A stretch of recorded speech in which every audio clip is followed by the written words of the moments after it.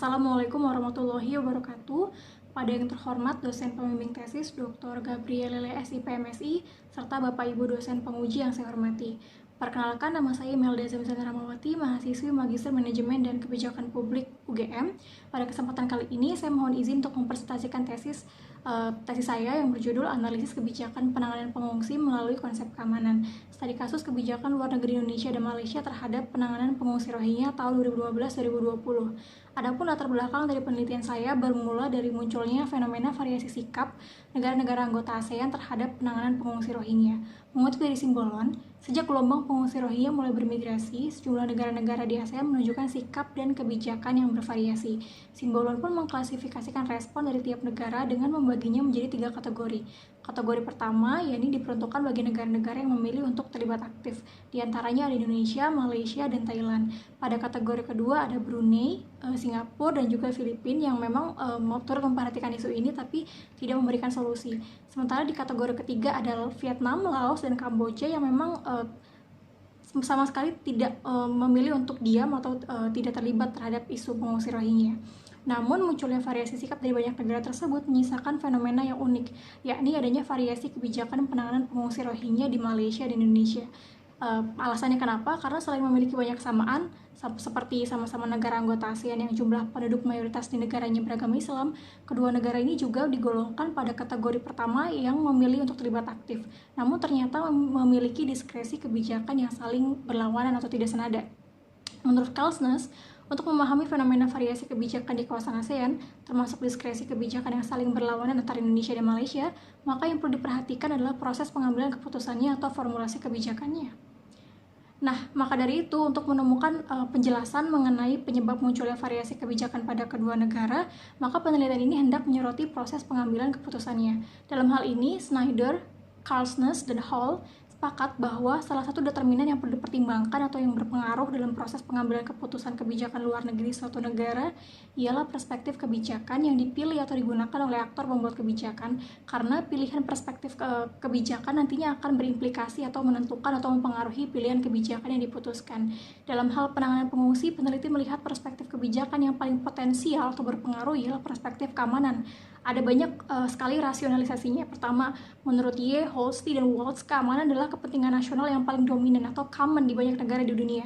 Kedua, menurut Jaskulowski, pertimbangan keamanan amat mempengaruhi keputusan pemberian suaka dan kualitas perlindungan pengungsi yang dihadirkan oleh negara penerima. Ketiga, dalam Konvensi Jenewa 1951 sendiri, selaku hukum internasional perlindungan pengungsi, sudah memberikan notis bahwa aspek keamanan ini dapat menjadi klaim untuk menggugurkan kewajiban internasional tiap negara dalam penanganan pengungsi global. Maka dari itu diduga bahwa ada kausalitas antara perspektif keamanan dengan munculnya fenomena variasi kebijakan antara Indonesia dan Malaysia dalam penanganan pengungsi Rohingya. Untuk itu, peneliti merumuskan bahwa rumusan masalah penelitian ialah penyebab variasi kebijakan. Dengan pertanyaan penelitian, mengapa terjadi variasi kebijakan luar negeri antara Indonesia dan Malaysia dalam respon krisis pengungsi Rohingya? Adapun hipotesis penelitiannya yakni bahwa munculnya variasi kebijakan penanganan pengungsi Rohingya di Indonesia dan Malaysia disebabkan oleh perbedaan pilihan perspektif keamanan, di mana pilihan perspektif keamanan merepresentasikan perspektif kebijakan yang mempengaruhi pilihan kebijakan.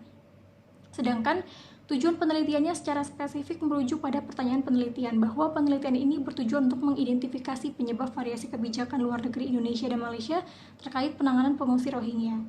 Pada bab kedua, peneliti memaparkan sejumlah teori atau pendekatan yang digunakan dalam penelitian. Pendekatan pertama yang digunakan dalam penelitian adalah hukum internasional perlindungan pengungsi yang tercantum dalam Konvensi Jenewa 1951.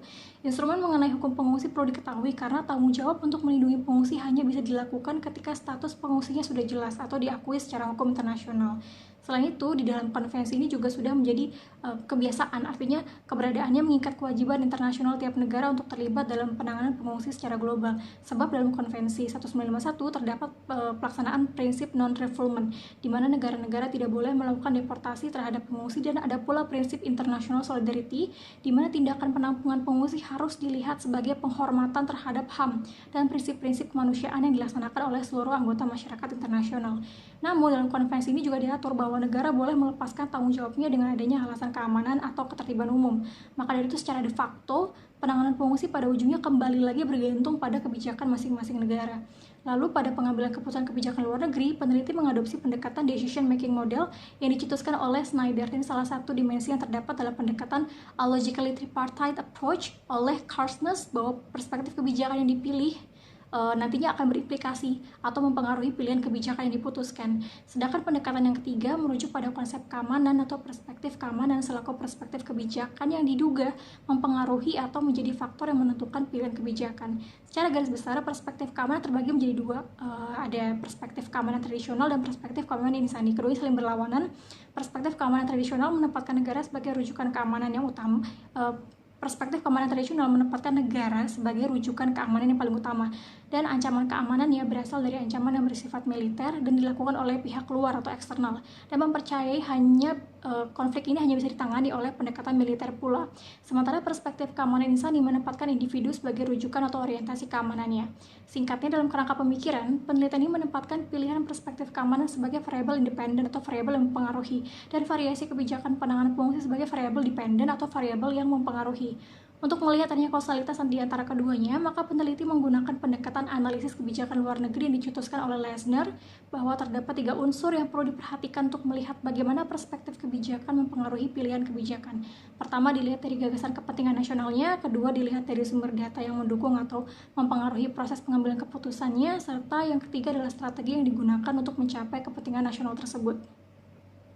Pada bab ketiga mengenai metode penelitian ini merupakan penelitian kualitatif yang menggunakan studi kasus untuk menjelaskan adanya kausalitas antar variabel melalui eksplorasi terhadap fenomena sosial terkait. Untuk jenis dan sumber data, penelitian ini akan menggunakan 2 jenis data, yaitu data primer dan data sekunder. Metode pengumpulan datanya menggunakan 3 teknik, yaitu wawancara, observasi, dan juga studi data sekunder. Penelitian ini menggunakan triangulasi data sebagai teknik atau metode untuk mengolah data. Teknisnya, peneliti akan menggunakan teknik content analysis atau analisis isi melalui kegiatan pengkodingan data dalam aplikasi NVivo. Lalu, berdasarkan proses literatur review terhadap 15 penelitian terdahulu, peneliti dapat mengklaim bahwa penelitian ini memiliki kebaharuan secara teoritis, metodologis, dan juga empiris, karena secara spesifik belum ada satupun penelitian yang menganalisis variasi kebijakan luar negeri Indonesia dan Malaysia selama 5 tahun, yakni dari tahun 2015 sampai 2020 dengan kerangka konseptual dan metodologi yang serupa seperti yang ada di dalam penelitian ini. Pada bab 4, peneliti menemukan informasi bahwa adanya krisis pengungsi Rohingya itu latar belakangi oleh adanya konflik pertentangan etnis dan agama yang sudah terjadi sejak lama di Arakan, Myanmar. Sementara itu, merujuk pada pasal 1A ayat 2 Konvensi Jenewa 1951, Rohingya dianggap telah memenuhi persyaratan untuk dianggap sebagai pengungsi, yakni masuk dalam kategori orang yang karena alasan takut mengalami penganiayaan atas dasar tindakan diskriminasi dan tidak memperoleh perlindungan untuk kembali ke negaranya. Sayangnya, sebagai rezim pengungsi yang besar di kawasan Asia Tenggara, Rohingya harus menerima fakta bahwa ASEAN belum memiliki mekanisme penanganan yang secara khusus didedikasikan untuk para pengungsi. Sementara itu, pada bab 5, pembahasan dilanjutkan dengan menganalisis ada atau tidaknya kausalitas antara pilihan kebijakan penanganan pengungsi Rohingya di Malaysia dengan pilihan perspektif keamanan. Pembahasan akan dimulai dari melihat existing policy atau kebijakan penanganan pengungsi di Malaysia secara normatif. Berdasarkan eksplorasi dan pengamatan yang dilakukan, ditemukan beberapa fakta menarik, bahwa yang pertama, Malaysia adalah negara penerima pengungsi dengan jumlah paling besar di kawasan ASEAN. UNHCR sendiri mencatat bahwa Malaysia menampung sekitar 181.000 pengungsi dan pencari suaka, dan pengungsi Rohingya adalah pengungsi mayoritas di Malaysia. Tingkat pertumbuhan pengungsinya terus meningkat tiap tahun, padahal Malaysia adalah negara yang tidak meratifikasi Konvensi 1951. Dalam penanganan pengungsi, Malaysia berkiblat pada Undang-Undang Imigrasi 1959-63 dan menganggap pengungsi sebagai imigran ilegal. Malaysia tidak memberikan perlindungan apapun terhadap pengungsi, sedikit negosiasi dengan UNHCR, dan kerap melakukan deportasi serta tindakan kekerasan terhadap pengungsi itu sendiri. Sementara ruang kebijakan yang dipakai oleh Malaysia adalah ruang kebijakan ad hoc. Itu telah menjadi pusat pendekatan digunakan Malaysia dalam praktik pengungsi. Pengungsi dianggap sebagai pelaku kriminal atau ancaman keamanan bagi negara. Hal ini dibuktikan dengan adanya produk hukum yang bersifat diskriminatif terhadap pengungsi. Setelah melihat existing policy-nya, pembahasan dilanjutkan dengan melihat dinamika kebijakan penanganan pengungsi Rohingya di Malaysia selama 5 tahun. Dan diketahui bahwa pada tahun 2015, Pemerintah Malaysia memberikan respon atas kedatangan perahu-perahu pengungsi Rohingya dengan mengajukan penolakan pada awalnya.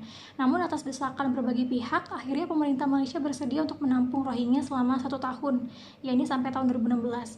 Setelah diberikan penampungan 1 tahun, pemerintah Malaysia berselisih paham dengan UNHCR lalu menghasilkan keputusan yang bersifat win-win solution dengan memperpanjang masa penampungan dan pemberian izin kerja. Sayangnya kerusuhan diarahkan pada tahun 2017 membuat pemerintah Malaysia bersikap defensif. Dibuktikan dengan adanya tekanan untuk mempercepat repatriasi dan pembatasan penerbitan kartu UNHCR untuk para pengungsi Rohingya.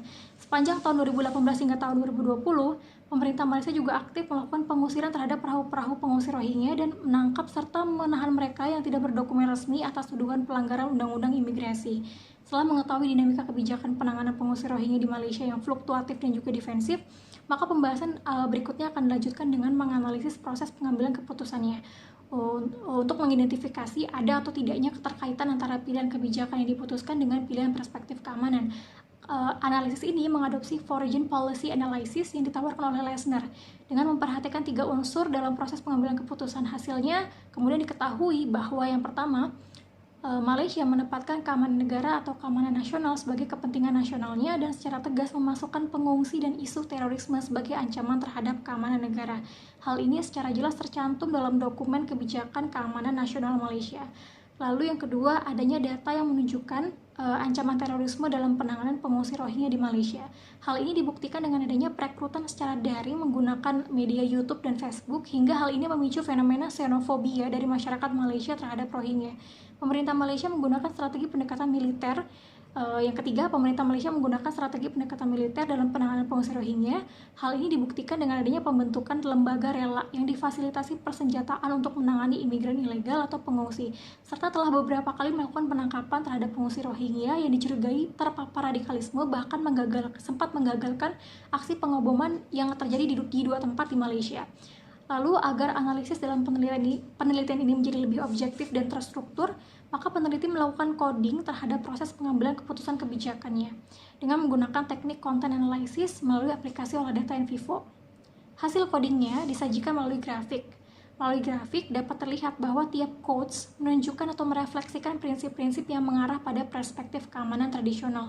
Maka dari itu, hasil analisis menunjukkan bahwa terdapat kausalitas antara variabel independen dengan dependen atau dapat dikatakan bahwa dalam proses pengambilan keputusan, pilihan kebijakan penanganan pengungsi Rohingya di Malaysia yang defensif dan fluktuatif itu dipengaruhi oleh perspektif keamanan tradisional atau perspektif keamanan tradisional ternyata berimplikasi terhadap pilihan kebijakan yang diputuskan di Malaysia.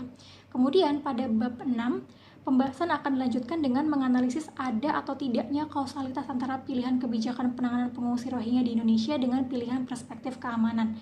Pembahasan ini dimulai dari melihat existing policy-nya sama seperti Malaysia, yakni dilihat dari kebijakan penanganan pengungsi di Indonesia secara normatif. Berdasarkan eksplorasi dan pengamatan yang dilakukan, ditemukan beberapa fakta menarik bahwa jika dibandingkan, maka jumlah pengungsi yang ada di Indonesia jauh lebih sedikit dengan jumlah pengungsi yang ada di Malaysia. Indonesia hanya menampung sekitar 13.100 pengungsi. Meskipun bukan termasuk negara yang meratifikasi konvensi pengungsi, namun sistem manajemen pengungsi di Indonesia lebih baik dibandingkan dengan negara anggota ASEAN lainnya, karena pengungsi diperlakukan secara manusiawi. Hal ini tentu saja karena Indonesia memiliki dasar hukum pengungsi yang tercantum dalam Perpres nomor 125 tahun 2016 tentang penanganan pengungsi dari luar negeri, di mana pengungsi digolongkan sebagai kelompok rentan atau vulnerable groups yang membutuhkan perhatian dan penanganan khusus. Kemudian di Indonesia, pengungsi tidak dapat dikenakan sanksi pidana mengingat ketentuan hukum nasional dan konvensi 1951. Namun sayangnya pengungsi yang berada di Indonesia tidak diperbolehkan untuk bekerja atau mengakses pendidikan. Meskipun bekerja dan mendapatkan akses pendidikan adalah hak yang pengungsi yang telah diatur dalam konvensi, namun pengecualian ini tentu tetap lebih baik daripada penanganan pengungsi Rohingya di Malaysia yang sama sekali tidak memberikan perlindungan dalam bentuk apapun. Setelah melihat existing policy-nya, pembahasan dilanjutkan dengan melihat dinamika kebijakan penanganan pengungsi Rohingya di Indonesia selama 5 tahun. Dan diketahui bahwa pada tahun 2015, Indonesia kedatangan 3 gelombang besar dari pengungsi Rohingya dengan total jumlah pengungsi yang berhasil ditampung oleh masyarakat lokal Aceh sebanyak 1.216 orang pengungsi. Selama masa pengungsian berlangsung, pemerintah Indonesia menggalakkan kerjasama dengan UNHCR dan IOM serta NGO dalam memberikan layanan perawatan kesehatan, menyediakan tempat penampungan sementara, serta memenuhi kebutuhan pangan para pengungsi. Di tahun 2018, Indonesia kembali lagi menerima rombongan pengungsi dari 2 kapal yang mendekat ke perairan. Total pengungsi yang diselamatkan pada waktu itu berjumlah 84 orang. Kemudian untuk membangun penanganan pengungsi yang terpadu, pemerintah Indonesia kemudian membuat inovasi, yaitu dengan membentuk Desk Pengelolaan Penyelundupan Manusia, Pengungsi dan Pencari Suaka melalui Kementerian Koordinator Bidang Politik, Hukum, dan Keamanan. Bahkan inovasi ini juga mendapatkan apresiasi yang baik dari UNHCR. Pada tahun 2020, di saat semua negara di dunia terkena pandemi, Indonesia menjadi satu-satunya negara anggota ASEAN yang tetap menerima dan bersedia menampung pengungsi Rohingya. Berdasarkan pemaparan dinamika kebijakannya, maka dapat terlihat bahwa Indonesia selama 5 tahun telah menghasilkan kebijakan yang akomodatif terhadap penanganan pengungsi Rohingya. Tentu saja hal ini menjadi fenomena menarik, mengingat Indonesia juga bukan negara yang menandatangani Konvensi Pengungsi 1951. Maka dari itu, pembahasan berikutnya akan dilanjutkan dengan menganalisis proses pengambilan keputusan kebijakannya, untuk mengidentifikasi ada atau tidaknya keterkaitan antara pilihan kebijakan yang diputuskan dengan pilihan perspektif keamanan. Analisis ini juga sama seperti Malaysia mengadopsi Foreign Policy Analysis yang ditawarkan oleh Lesner dengan memperhatikan 3 unsur di dalamnya. Dan diketahui bahwa yang pertama, pelindungan HAM menjadi prinsip kebijakan nasional Indonesia dalam penanganan pengungsi Rohingya. Merujuk pada pasal 2 dan pasal 3 UU nomor 39 tahun 1999 tentang HAM, diketahui bahwa Indonesia menjunjung tinggi HAM setiap orang, baik mereka selaku warga negara maupun non warga negara Indonesia, dan pelaksanaan HAM yang dilakukan bersifat atau bebas dari diskriminasi. Yang kedua, adanya sumber data yang menunjukkan bahwa Rohingya itu mendapatkan dukungan domestik dari masyarakat Indonesia. Hal ini dibuktikan dengan adanya survei yang menghasilkan temuan bahwa sebagian besar masyarakat Indonesia menerima Rohingya karena alasan kemanusiaan dan keagamaan. Lalu yang ketiga, diketahui bahwa pemerintah Indonesia menerapkan strategi kolaborasi lintas sektor yang di dalamnya ada pemerintah Indonesia, UNHCR, dan IOM, serta masyarakat lokal melalui pendekatan penanganan yang tergolong pada aspek sosio-humanitarian. Sama seperti sebelumnya, agar analisis yang di dalam penelitian itu menjadi lebih objektif dan juga terstruktur, maka dilakukanlah kegiatan coding terhadap proses pengambilan keputusan kebijakannya. Dengan menggunakan aplikasi olah data NVivo, hasil codingnya lalu disajikan melalui grafik atau project map. Berdasarkan project map yang dihasilkan, maka dapat terlihat bahwa tiap codes menunjukkan atau merefleksikan prinsip-prinsip yang mengarah pada perspektif keamanan insani. Maka dari itu, hasil analisis menunjukkan bahwa terdapat kausalitas antara variabel atau dapat dikatakan bahwa dalam proses pengambilan keputusan, pilihan kebijakan penanganan pengungsi Rohingya di Indonesia yang terkenal akomodatif itu dipengaruhi oleh perspektif keamanan insani. Berdasarkan hasil analisis pada kedua kebijakan, maka dapat diketahui bahwa memang terdapat perbedaan pilihan perspektif keamanan antara Indonesia dan Malaysia dalam penanganan pengungsi Rohingya yang akhirnya berimplikasi pada pilihan kebijakan yang diputuskan, dan itu kenapa makanya kebijakannya mereka saling berlawanan. Maka dari itu, peneliti menyimpulkan bahwa penelitian ini telah berhasil membuktikan hipotesis penelitian bahwa pilihan perspektif keamanan mempengaruhi pilihan kebijakan penanganan pengungsi Rohingya di Indonesia dan Malaysia. Sekian presentasi penelitian tesis saya. Terima kasih untuk perhatiannya. Akhir kata, wassalamualaikum warahmatullahi wabarakatuh.